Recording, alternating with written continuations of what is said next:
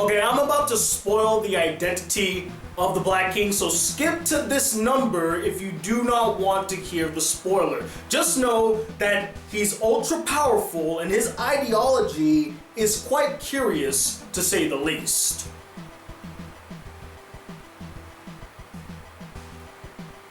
Are they gone? We good? Okay. I was quite surprised to discover that the identity of the Black King, the adversary of this world, is none other than Jesus Christ. You heard me right. Jesus fucking Christ is the main antagonist in Drifters. Now, they don't outright say it or even show his face, but they heavily hint to it to where it's no longer a theory. I mean, come on, he has holes in the middle of his hands, speaks frequently about how he once came to save humans, is constantly referred to as a savior, and in one episode, Rasputin, when told to do something by the Black King, he utters the phrase, "Thy will be done." The evidence to support my statement is undeniable. In fact, it's quite damning. Jesus Christ is the main antagonist in Drifters.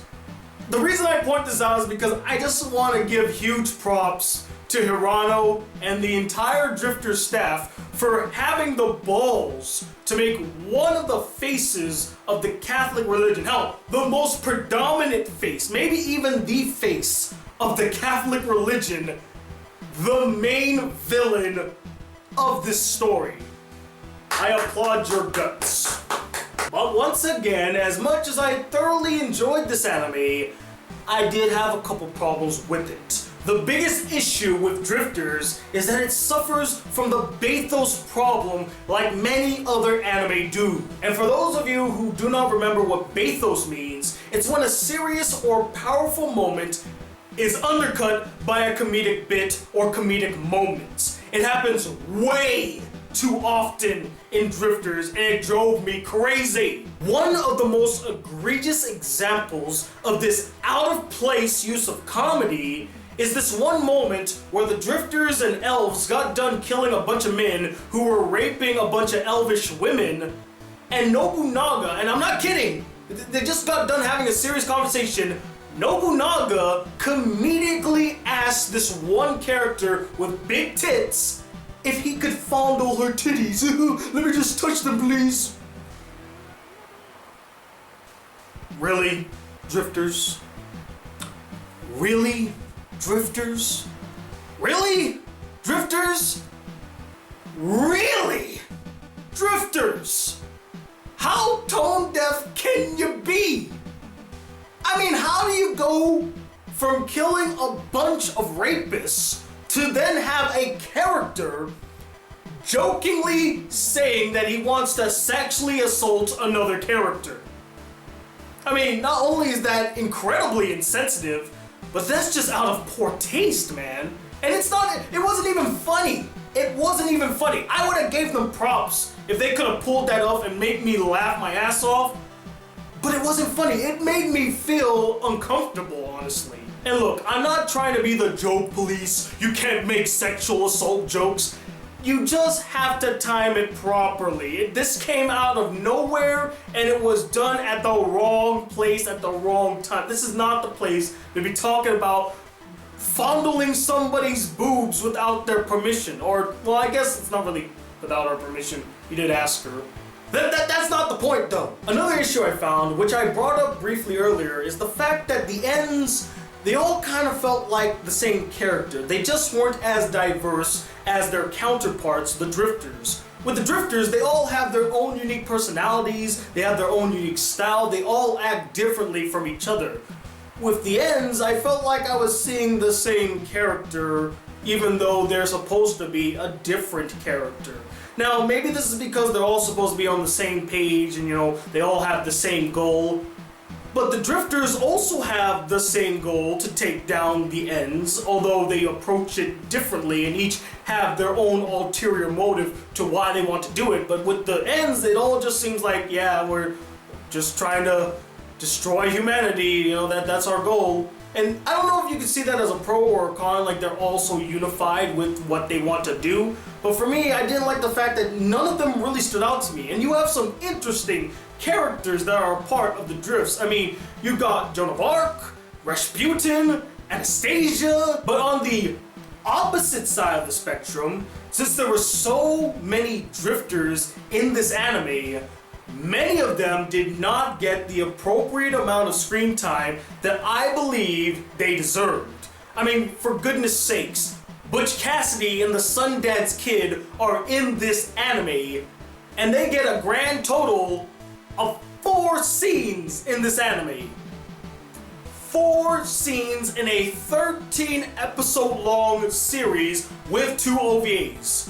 Are you kidding me? Only 4? There was this one Japanese character who was flying a plane that only shows up a grand total of 3 times. 3! And he conquers a kingdom of furries and they don't explain how he did this. Now, do you need an explanation? Of course you don't. But it would have been interesting to see how this guy who does not speak their language at all seemingly conquered this kingdom of really big and strong beast monsters. How did you get away with that? Not to mention, there was this one guy, he's like the captain of the ship, he's a famous Japanese admiral, and doing some research, he's based off of the guy that actually executed the attack on Pearl Harbor, you know, Tora. I found that interesting. He only shows up a grand total of 2 times in this anime. 2! And each time he shows up, it's only at the beginning of the anime, and then you never see him again. There's a huge stretch of this anime where you do not see him. The next time you see him is in one of the OVAs, and he's actually having this conversation with these 2 merchant captains, and I'm like, oh, this is very intriguing. I want to see if we're gonna follow him for the duration of this episode. Nope.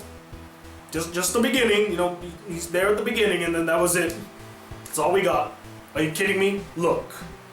I understand that there's a shit ton of characters in this series, and some of them are going to draw the short end of the stick in terms of proper development and screen time. It's inevitable. There's only so much that you could do in a 13 episode long series. And I wasn't asking for the drifters to all come together miraculously and take down the end. I know that they're building up to them all coming together.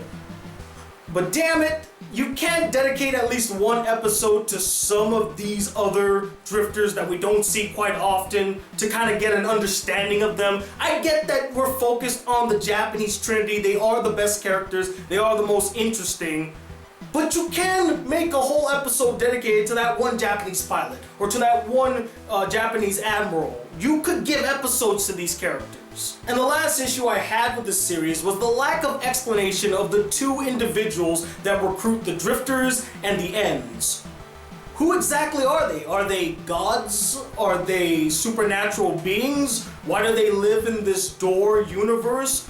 Why does this guy recruit drifters and the girl recruits the ends? You know, I did some research to kind of learn a little bit more about the 2, but I didn't really get much from it. All I know is that the guy with the glasses, he represents the light, he recruits the drifters, and then the lolly-looking girl, she represents the dark, and she recruits the ends. And it seems like they have this feud or duel. I don't know what their relationship is like. Are they father-daughter? Are they related in some way? Is it like representation of God versus the devil? Is she the devil? They just don't explain it. You just have to make it up.